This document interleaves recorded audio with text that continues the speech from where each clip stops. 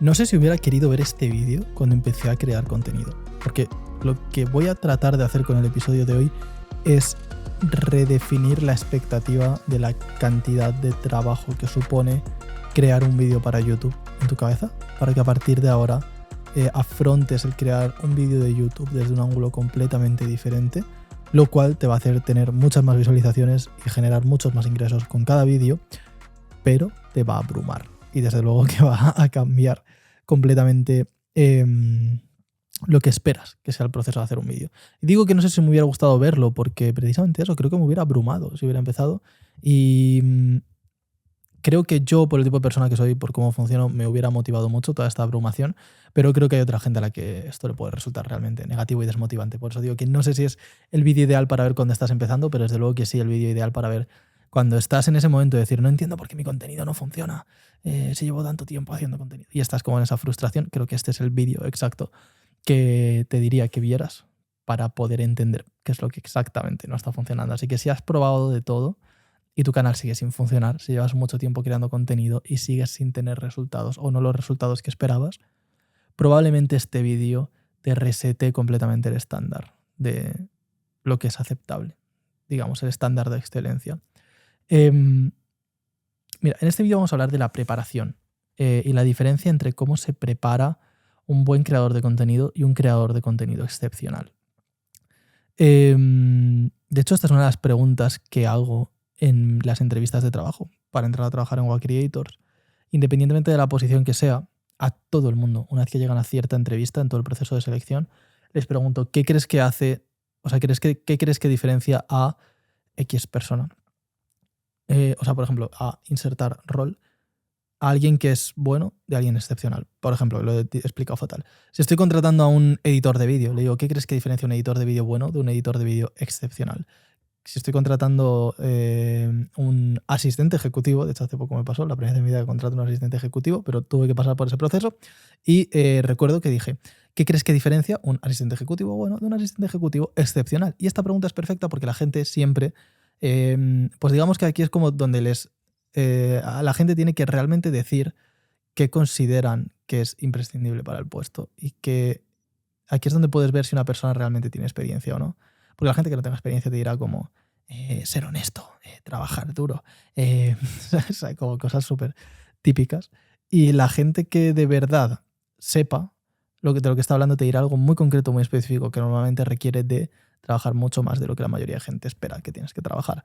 De hecho, la respuesta ideal para mí es la preparación, o sea, la cantidad de tiempo que pasas preparándote. Y en general, si ves a alguien que es excepcional en lo que hace contra alguien que es simplemente bueno o incluso malo en lo que hace, la principal diferencia entre una persona y otra es la cantidad de preparación que ponen. Y cuanto más me esfuerzo en entender este concepto, cuanto más he aprendido de cómo otras personas, de cómo afrontan otras personas este concepto y lo he tratado de llevar a mi vida, mejor me he vuelto en muchas cosas. O sea, mejor contenido he creado, mejor he dirigido mi empresa, mejores reuniones he tenido, porque yo era de los que antes aparecían en las reuniones y más como de, hey chicos, tenemos una reunión, vamos a hablar de cosas. Y ahora es como que llego muy preparado, teniendo muy claro. O sea, cuanto más prepares algo, mucho mejor va a salir. En general, un examen, una reunión con el equipo, con un cliente, una llamada de venta, un vídeo, lo que sea. Cuanto más lo prepares, mejor va a salir. Entonces, ese es el propósito de este episodio, resetear completamente tus expectativas en cuanto a cuánta preparación realmente se necesita para hacer un vídeo de YouTube. Quiero ponerte un ejemplo. Hay un podcast o un canal de YouTube, que es el canal de YouTube de un podcast, que sigo mucho y que admiro mucho su proceso de trabajo. Seguro que muchos de los que estáis viendo esto también lo conocéis, que es The Diary of a CEO, de Steven Bartlett. Y me encanta el proceso de trabajo que siguen en este podcast. Y de hecho, cuando yo empecé a trabajar con más podcasts en WA Creators y empezaron a llegarnos más clientes de podcasting, investigamos mucho su proceso de trabajo y como que tratamos de investigar y stalkear y descubrir cómo hacían cada una de las cosas, porque me parecía súper interesante y me llamaba mucho, o sea, me reseteó totalmente la expectativa de preparación ver todo el proceso que ellos siguen para hacer un episodio. Tienen un departamento entero de investigación de personas que investigan sobre los invitados antes de grabar cada episodio y que básicamente investigan sobre todo el invitado, sobre hasta cosas como cuál es su canción favorita para que cuando el invitado llegue al set ponerle su canción favorita. Nunca he hecho eso con un invitado de podcast, me parece súper top. Entonces, aparte que investigan mucho, no solamente este tipo de como detallitos, sino cosas prácticas y útiles de verdad para la entrevista, aparte que investigan un montón sobre el invitado, hacen una serie de cosas que me parecen espectaculares.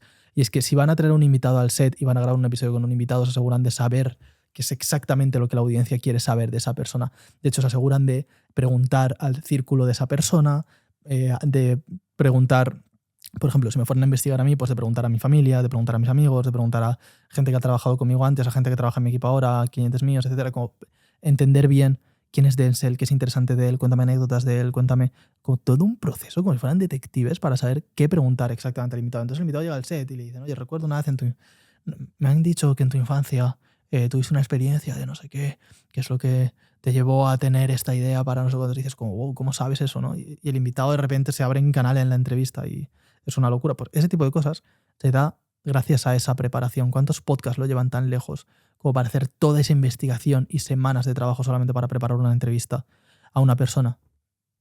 Impresionante. Y nosotros pensándonos que sabemos mucho por buscar cosas en Google Trends y mirar unos cuantos, mirar entrevistas que ha hecho antes el invitado y cosas así, y hay gente que hace todos estos trabajos de investigación para un invitado.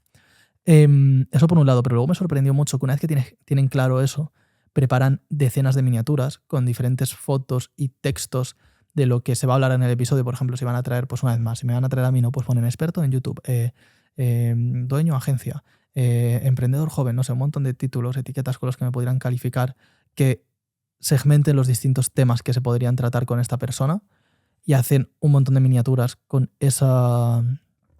diferentes propuestas de temáticas y hacen un primer test A/B corriendo publicidad, poniendo publicidad de paid media en Meta sobre todo, para testear esas miniaturas y ver cuál funciona mejor, cuál consigue más clics, y entonces alrededor de eso basar cómo estructuran toda la entrevista. O sea, me parece que le dé al micro, me parece increíble o sea, cuando descubrí eso me explotó la cabeza de decir, y yo me siento y debato con el equipo y digo, ¿qué creéis que va a interesarle más a la gente? Y en base a eso intento hacer una lista de cosas, y hay gente que literalmente se gasta miles de dólares o cientos, o los que se quieran gastar, o decenas, da igual, se gastan dinero y tiempo y salarios de personas y todo un equipo para investigar, testear, llegar a la conclusión de qué es lo más interesante antes de tomarse la molestia de grabar el podcast. Eso es preparación. Eso es auténtica preparación. Y buscar estudios científicos que contrasten lo que van a preguntar y no sé qué. Cuando vi todo eso dije, wow, lo mismo me está pasando ahora. Llevo unas semanas súper enganchado a investigar todo el detrás de cámara de los Beast Games. Y también me encanta ese contenido, ver cómo todo el proceso que siguen para planificar cada cosa que pasa en el vídeo está siendo muy intencional y tienen documentos y documentos y documentos y documentos preparando cada parte del vídeo. Me parece increíble, sensacional como todo ese trabajo de preparación, personas pensando, trabajando en cada parte de cada episodio, cómo va a suceder, qué historias se van a contar, qué plan A, B, C tienen para que si pasa algo en el set, sepan cómo convertirlo en una historia interesante. Me parece espectacular.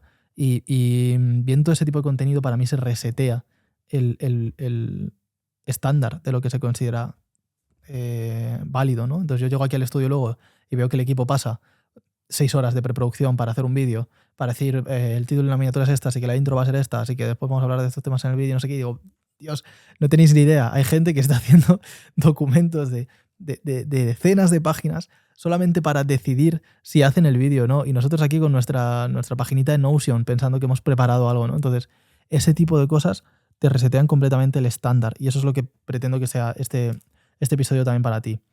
Aparte, hay una cosa que he dicho un montón de veces y que voy a repetir una vez más. De hecho, me encanta, me está haciendo mucha ilusión que según voy haciendo entrevistas o reuniones o voy apareciendo en diferentes sitios y conociendo a más gente, mucha gente me está diciendo que le ha calado mucho este concepto, que yo pensé que todo el mundo iba a ignorar y que es una pieza de contenido que se iba a perder por ahí. Y cada vez más gente me dice que escucha este podcast y que le está calando un montón esto y me encanta oír eso, que es la preproducción. Mucha gente me está hablando de, wow, Denzel, me has hecho tomarme en serio la preproducción. Así que genial, me alegro de que esté calando. Vamos a intentarlo una vez más. Todo esto que estamos hablando de la preparación es lo que en producción o a la hora de hacer un vídeo se llamaría preproducción, todo el tiempo previo a la producción del vídeo como tal. Y es muy importante esta relación, ¿vale? Por si acaso no te he convencido de invertir tiempo en esto, es muy importante que sepas, 1 hora destinada en preproducción supone ahorrar varias horas en postproducción, por lo cual 1 hora más preparándote para grabar el vídeo supone que luego vayas a ahorrarte varias horas en editar el vídeo, porque vas a haber tomado decisiones con anticipación que en edición hubieran tomado mucho más tiempo resolver y que haberlas preparado en la preparación pues lo has hecho de forma mucho más eficiente. Y otra cosa que tienes que saber, estudiado por la Universidad de Yo Mismo, es que 1 hora de preproducción está directamente relacionada, es directamente proporcional a las visualizaciones del vídeo. O sea, más horas pases preproduciendo, más visualizaciones va a tener el vídeo. Entonces, recapitulando, si pasas más horas en preparación de un vídeo, vas a tardar luego menos horas en postproducción, por lo cual en total vas a tardar menos horas en hacer el vídeo, ¿vale? Por cada hora de preparación te ahorras varias horas de edición y además por cada hora de preparación consigues más visualizaciones del vídeo, por lo cual, ¿por qué no querrías prepararte más? Literalmente, si te preparas más, vas a tardar menos en hacer el vídeo y vas a tardar menos en hacer el vídeo y vas a conseguir más visualizaciones con el vídeo. Así que prepárate más. Por ejemplo, el otro día estuve hablando con Pepe Martín de Minimalism y grabamos un vídeo para su canal en el que hablábamos de todo el proceso de producción de un vídeo de YouTube y en concreto entrábamos mucho en la distribución. Y hablábamos de los esfuerzos que hay que hacer en la distribución y llegábamos a esta misma conclusión de la gente no es consciente de la cantidad de esfuerzo y de trabajo que hay que hacer en distribuir un vídeo, únicamente en distribuir el vídeo. En general, cuanto más avanzo en mi vida como emprendedor, más me doy cuenta de la cantidad de trabajo que hay que hacer de marketing, que uno se piensa, mando unos cuantos mensajes a puerta fría una vez en mi vida y no lo vuelvo a hacer nunca más. Grabo unas cuantas piezas de contenido y deduzco que eso debería funcionar. Para grabar esas piezas de contenido pongo una cámara delante e improviso cosas a cámara. Pongo anuncios y me gasto 50 euros a la semana en Facebook Ads pensándome que eso va a llegar a algún sitio. Y todas estas cosas no eres consciente de a qué punto hay que escalarlas para que realmente funcionen. Tanto la inversión en publicidad, cuanto mucho más dinero te tienes que gastar y no tienes que probar 1 o 2 o 3 anuncios o 5 anuncios o 10 anuncios. Tienes que probar decenas de anuncios al día y gastándote cientos de euros al día o escalando poquito a poco tu presupuesto, pero tienes que testear mucho más. O sea, lo que sea que estés imaginando, multiplícalo por 10 o por 100. O sea, de verdad, tienes que probar mucho más. Un anuncio al día no vale la pena, no vale. Tienes que hacer decenas de anuncios al día, 30 anuncios al día fácilmente. 10 euros a la semana no sirven, tienes que hacer 100 euros al día. Esto evidentemente sí está siendo rentable. Subir un story diciendo, hey chicos, he subido un nuevo vídeo, no sirve. Tienes que hacer decenas de extractos verticales de ese vídeo, decenas de posts para X o para Twitter, como lo quieras llamar, decenas de posts para LinkedIn, decenas de posts para Threads, porque hay gente que ahora consume contenido en Threads, que es la cosa esta de Instagram. Tienes que ver cómo vas a conectar eso con el resto de tus vídeos para hacer llamadas a la acción desde tus otros vídeos que están teniendo mucha audiencia a tu vídeo que acabas de publicar. Tienes que ver cómo avisas a tu newsletter. Si no tienes una newsletter, tienes que construir una newsletter. O sea, tienes que hacer una cantidad de esfuerzos para que la gente se entere de que has subido un vídeo. Y lo mismo con la preproducción. No es como que tengas que decir, vale, quiero hablar o hacer un vídeo sobre esto. Esta es la miniatura, esta es mi intro, vamos a grabar el vídeo. Sino que tienes que hacer una cantidad de trabajo, horas y horas y horas y horas de preparación antes de grabar el vídeo. Resetea totalmente tu escala. Empieza por lo que sea que estés haciendo, multiplícalo por 10 y haz por 10. Si estás invirtiendo 6 horas en preparar un vídeo, invierte 60.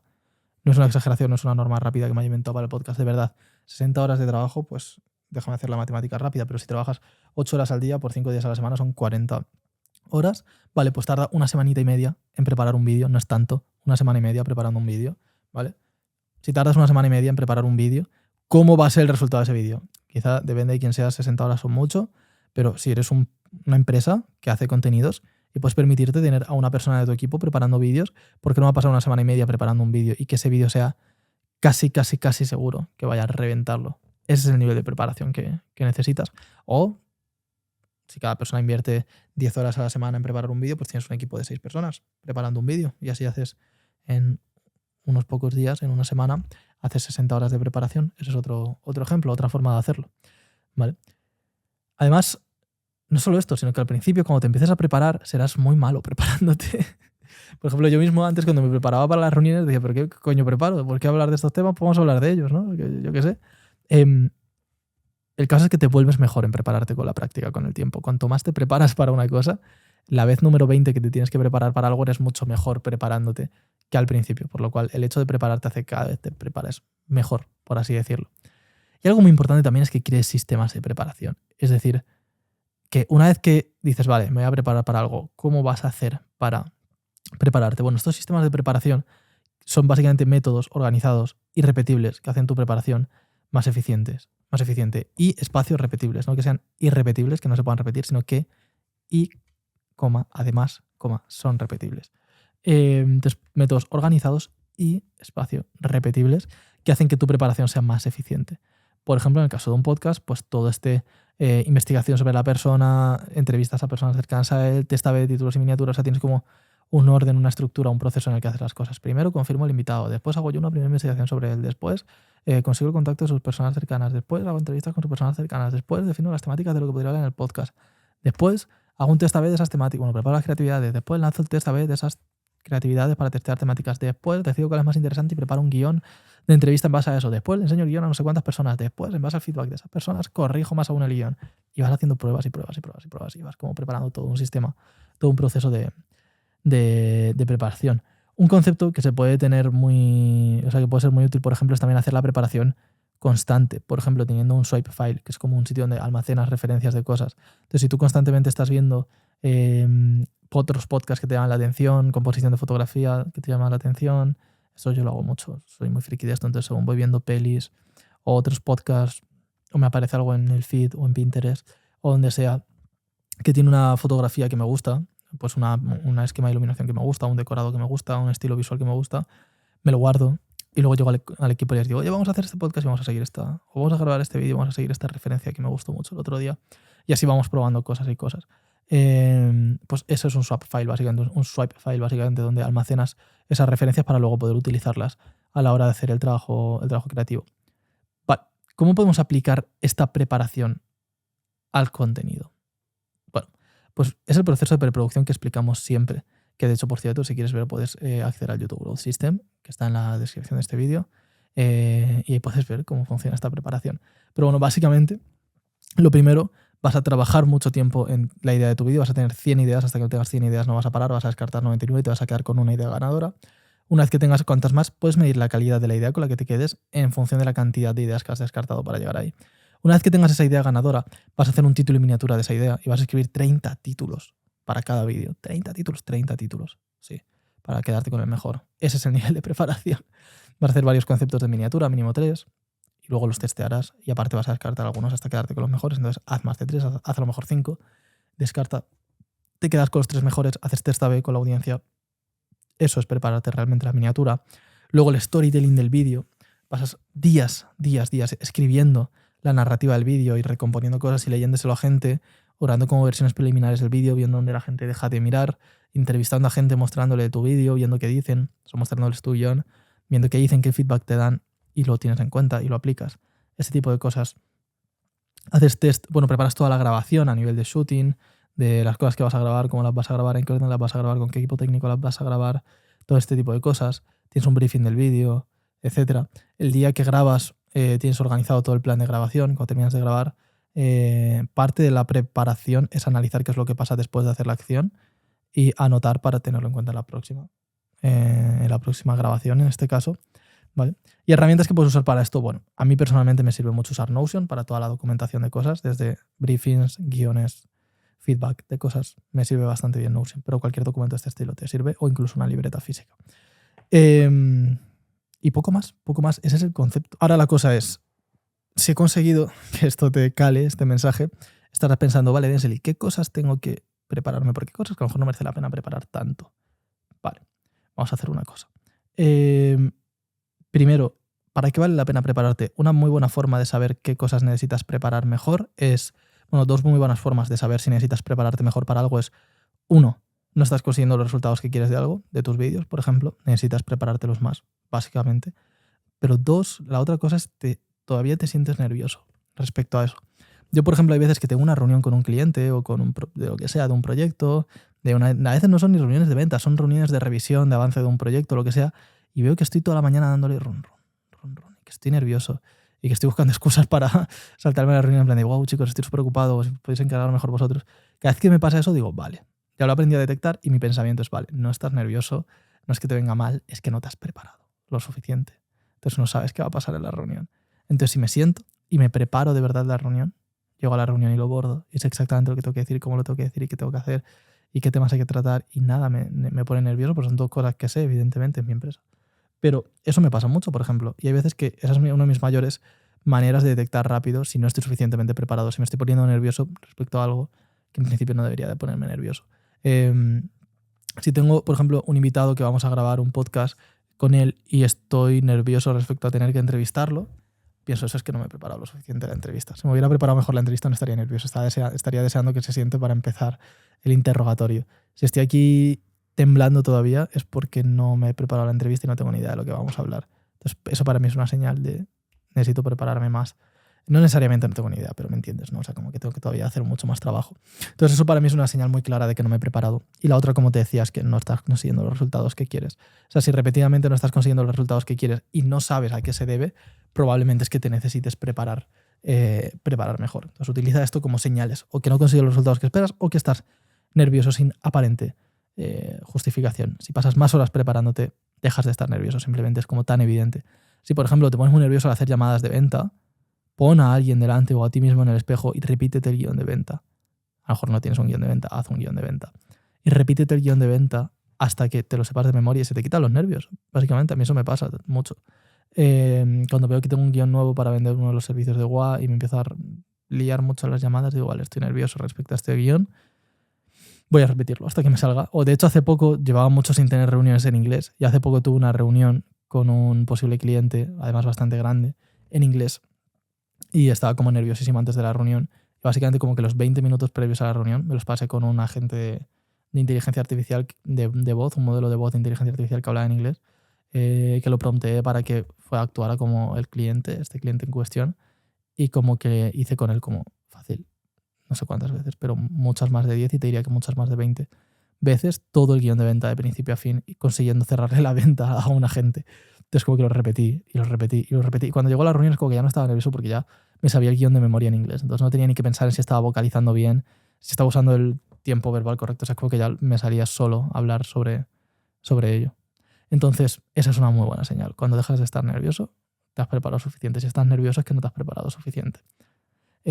Así que adelante. Espero que después de esto puedas poner en marcha la preparación. En el próximo vídeo, reunión, cosa que hagas, puedas dedicar mucho tiempo a prepararte y notes de verdad cómo cambian los resultados. Para mí el concepto es ese, que reformules el tiempo que realmente toma hacer un vídeo, la preparación que realmente toma hacer un vídeo y dónde hay que poner el trabajo, no tanto en la edición, sino en la preparación. Dicho eso, si este podcast te ha sido útil, te ha ayudado de algún modo, me ayudas tú a mí muchísimo compartiéndolo, porque un podcast es muy complicado crecerlo de forma orgánica. Compartirlo es prácticamente de las únicas formas que crece un podcast, y que si de verdad te ha sido útil, te agradecería infinitamente si lo compartes con alguien, con un amigo, con tu jefe, con tu equipo, si es que tienes equipo y tú eres el jefe, en tus stories, simplemente para parecer más interesante. Compartes este podcast y así le llega a más gente y yo puedo impactar y ayudar a más gente. Muchísimas gracias. Nos vemos en el próximo episodio.